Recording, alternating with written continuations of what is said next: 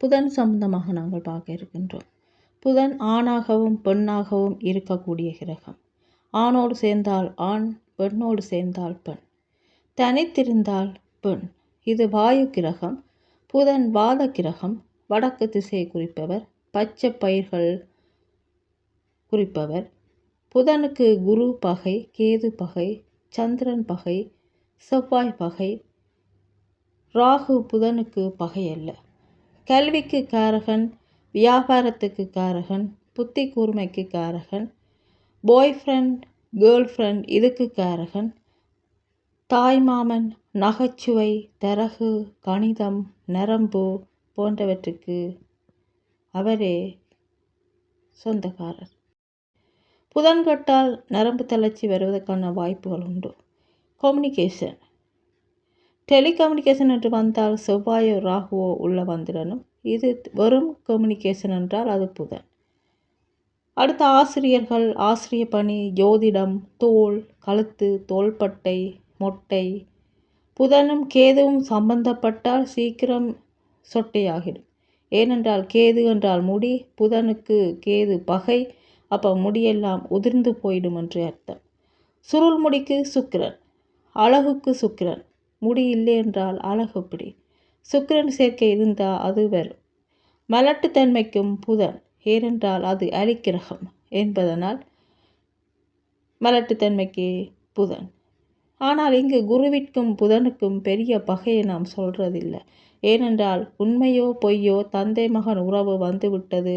எங்கிருந்தாலும் சரி மகன் நல்லா இருக்கணும் என்ற எண்ணம்தான் குருவிற்கு வரும். இன்னும் சொல்ல போனால் குருவை விட புதனுக்கு புத்திசாலித்தனம் ஜாஸ்தி. அதனால் இங்கு பெரிய பகை இருவருக்கும் இல்லை.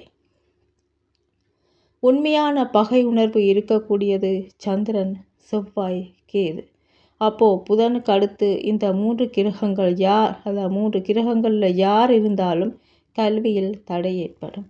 புதன் இருக்கும் வீட்டுக்கு அடுத்த வீட்டில் சந்திரன் இருந்தாலும் சரி, செவ்வாய் இருந்தாலும் சரி, கேது இருந்தாலும் சரி, கண்டிப்பாக கல்வியில் ஒரு தடை ஏற்படும். புதனுக்கு அடுத்த வீட்டில் எந்த கிரகங்கள் இருக்கின்றனவோ அதனுடைய காரகத்துவத்தை நோக்கிய கல்வி அவங்களுக்கு பலப்படும். 2இல் இருக்கக்கூடிய கிரகம் தடை செய்யக்கூடிய கிரகமாக இருந்தாலும் அதனுடைய காரகத்துவத்தை நாம் எடுத்துக்கொண்டால் அந்த கல்வியில் நாம் மேம்பட வாய்ப்புண்டு. உதாரணமாக புதனுக்கு அடுத்து சந்திரன் இருக்கிறது. அப்போ சந்திரன் இருந்தால் அது புதனுக்கு எதிரி. அப்போது கல்வியில் தடை வரணும். பாடசாலையில் பார்த்திங்கன்னா பிள்ளைகள் சில பாடங்களில் அதிக மார்க்ஸ் எடுப்பார்கள். அதிக மார்க் வாங்காத பிள்ளைகள் சில பிள்ளைகள் நீங்கள் பார்த்திங்கன்னா ஆர்டிஸ்டாக இருப்பாங்க, நல்லா ரோயிங்கு வருவாங்க. மொழி பாடங்களில் அதிக நுணுக்கம் உள்ளவனாக அந்த பிள்ளைகள் இருப்பார்கள். தமிழுக்கே அடிப்படையான கிரகம் சந்திரன் தான். அப்போ புதனுக்கு அடுத்து இந்த கிரகம் இருக்குமே ஆனால் சந்திரன் காரகத்துவம் கொண்ட எதை எடுத்து கொண்டாலும் அவர்கள் வெற்றி பெறலாம். கலைகளில் வந்தாலும் வெற்றி பெறலாம், மொழித்துறையில் வந்தாலும் வெற்றி பெறலாம். வேறு எந்த துறை எடுத்தாலும் அவர்களால் வெற்றி பெற முடியாது. அறிவியல் படிக்க எடுத்தால் சுக்கிரன் புதனுக்கு பக்கத்தில் இருக்கணும். இந்த மாதிரி எந்த கிரகங்கள் எந்த காரகத்துவமோ எது புதனுக்கு அடுத்து இருக்கின்றதோ அந்த காரகத்துவத்தை அடிப்படையாக வைத்து நாம் படிக்க போனால் அந்த துறையில் ஜெயித்து விடலாம். அதே சமயத்தில் இன்னொன்று ஞாபகம் வைத்து கொள்ள வேண்டும். நிபுணத்துவ யோகம் என்று சாதாரணமாக நினைவில் வைத்து கொள்ள வேண்டியது புதனும் சூரியனும் ஒன்று சேர்ந்திருந்தால். இங்கு புதனோடு சூரியன் டிகிரிப்படி அஸ்தங்கமாகி இருந்தாலும் கல்வி வரவில்லை என்று சொல்லிடாதங்கோ. அவனுக்குத்தான் நிபுணத்துவ யோகம் உண்டு. எதையும் கூர்ந்து கவனிக்கும் ஆற்றல் உண்டு. எல்லாவற்றையும் நினைவில் வைத்து கொள்ளக்கூடிய ஆற்றல் உண்டு. அப்போ புதாதித்ய யோக நிபுணத்துவத்துக்கு அடிப்படையே சூரியனும் புதனும் தான். இந்த இடத்துல இன்னொன்று ஞாபகம் வைத்து கொள்ளலாம். அஸ்தங்கமாகக்கூடிய கிரகங்கள் சூரியனுக்கு நண்பர்களானால் அஸ்தங்க தோஷம் இல்லை. அப்படி அஸ்தங்கமாகக்கூடிய கிரகங்கள் சூரியனுக்கு பகைவர்களானால் அஸ்தங்க தோஷம் உண்டு. அதனால் தான் சூரியனோடு சுக்கிரன் சேரும்போது சுக்கிலம் நீர்த்து போய் விடுகிறது என்று சொல்கின்றோம். ஆனால் புதன் சேரும்போது கல்வியில் மட்டமாக இருப்பான் என்று சொல்வதில்லை. இங்கு கல்வி அதிகப்படுகிறது, அங்கு சுக்கிலம் நீர்த்து போய்விடுகிறது.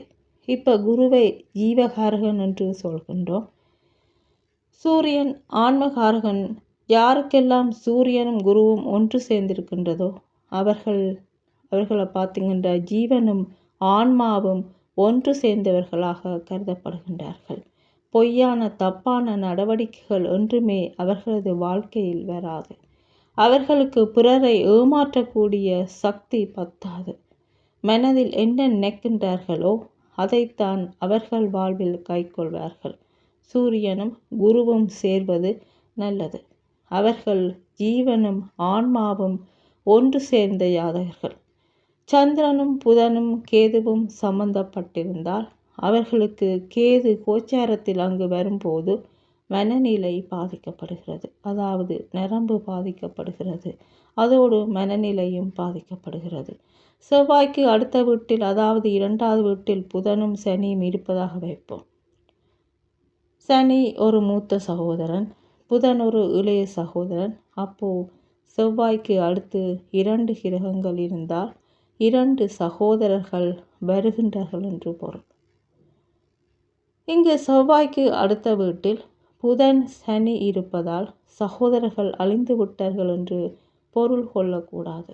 செவ்வாய் என்ற சகோதர காரகனுக்கு 2ஆம் வீட்டில் 2 கிரகங்கள் இருப்பதனால் 2 சகோதரர்கள், புதனும் சனியும் 2 சகோதரர்கள், கடைசி சகோதரன் ஒருவனும் மூத்த சகோதரன் ஒருவனும் இருக்கின்றார்கள் என்று அர்த்தம். ஆனால் இதே இடத்துல செவ்வாய்க்கு 2இல் புதனும் சனிக்கு பதிலாக புதனின் கடுமையான விரோதி கேதுவும் இருப்பதாக வைத்து கொள்ளுவோம். 2ம் பகை கிரகங்கள். அப்போ 2 பகை கிரகங்கள் இருக்குமேயானால் ஒருவரை ஒருவர் அடித்து கொண்டு சகோதரம் இல்லை என்ற முடிவுக்கு வரலாம். இங்கு புதனும் சனியும் இருவருமே நட்பு கிரகங்கள், அதனால் ஒருவரை ஒருவர் அடித்து கொள்ள மாட்டார்கள். இந்த இடத்துல கண்டிப்பாக 2 சகோதரர்களும் இருக்கின்றார்கள்.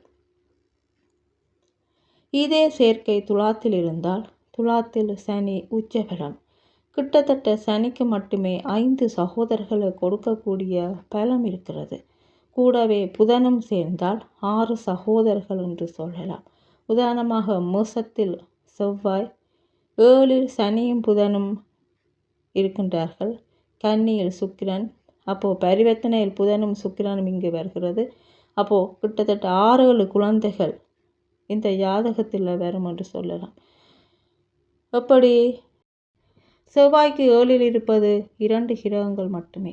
சனி உச்சமாக இருப்பதால் அதுக்கு 5 எண்ணிக்கையை கொடுக்கக்கூடிய பலம் இருக்கிறது என்று பார்த்தோம். அப்போ புதனுக்கு 1, சுக்கிரனுக்கு 1, அப்போது கிட்டத்தட்ட 6-7 சகோதரர்கள் வருவதற்கான வாய்ப்புகள் உண்டு. இங்கே தான் உச்சத்தில் இருந்தால் எண்ணிக்கை எத்தனை, ஆட்சியில் இருந்தால் எண்ணிக்கை எத்தனை, மூல திரிகோணத்தில் இருந்தால் எண்ணிக்கை எத்தனை என்பதை மனதில் வைத்து கொண்டால் சுலபமாக இருக்கும். உச்சமாக இருந்தால் கிட்டத்தட்ட 5 வரை சொல்லலாம். உதாரணமாக யாருடைய ஜாதகத்திலாவது சுக்கிரன் உச்சமாக இருந்தால் குறைந்தது நிச்சயமாக 3-4 சகோதரிகள் வரை இருப்பார்கள். அப்போது காரக கிரகம் உச்சமானால் அந்த காரகத்தினுடைய தன்மைகள் நிச்சயமாக வலுப்பெறும். சுமார் 5 அளவுக்கு வரலாம். மூல திரிகோணத்துக்கு 3 வரை சொல்லலாம், ஆட்சிக்கு 2 வரை சொல்லலாம், நட்புக்கு 1 என்று சொல்லலாம், நீசத்துக்கு 0. நடைமுறைக்கு கிட்டத்தட்ட இது ஒத்து வருகிறது.